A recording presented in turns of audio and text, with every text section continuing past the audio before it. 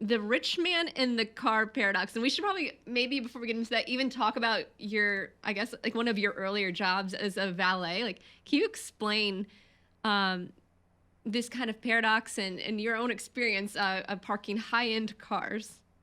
Yeah. So one of my first jobs, I started when I was 18, I guess, and I did it all throughout college. I was a valet at two really fancy high-end five-star hotels. And so as a valet with parking, people come in their Aston Martins and their Bentleys and their Rolls Royces and their Ferraris. And so that was my first experience with like big time wealth, of being exposed to a level of wealth that I did not know existed in the world. So that was interesting in itself. But I had this kind of realization after years that when somebody would drive in their Lamborghini, I would not look at the driver and say, whoa, that guy's cool. That guy's rich. Look at him. He must be cool. I would imagine myself as the driver. And I would assume that if I was the driver, people would think I was cool and people would think I was successful and people would admire me. And so the irony was like, I did not care at all about the guy driving the car, but I thought that if I was the driver, people would care about me.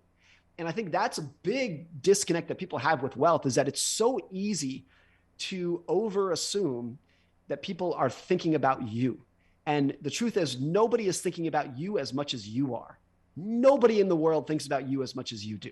It's true for everyone, even with the lowest ego. But people really get this wrong when they have nice stuff, a nice house, nice clothes, nice car, nice jewelry, whatever it is. By and large, you do that for social reasons. Yeah. And there's some of that makes sense. And I do it. You do, like, I'm not saying, live in a burlap sack, but most of the reason you do that is for social reasons. And people massively overestimate how much social benefit they're going to get, because when they see you in your beautiful house, in your nice car, wearing your amazing clothes, by and large, they don't think that person is great. They think if I looked like that, people would think I would be great. Because what everyone's just trying to get after is climbing the social ladder. So rather than saying that person climbed the ladder, they say, if I did it, I would climb the ladder. So that was just the insight that I had over time. And when I had that realization, I looked at these people driving the Lamborghinis totally differently. And I looked at them with almost a sense of sadness of like, you think everyone's looking at you, but we're not. I'm not looking at you. I'm looking at your car, and I want your car, but I could care less about you. And so once I had that realization, then I was like, well, okay, so now I understand the game. I see the game that people are getting, and it's a stupid game that nobody can win. So then that totally changed my aspirations for really flashy material things. Because back then I wanted to be the guy in the Ferrari. I wanted to be the guy in the Lamborghini.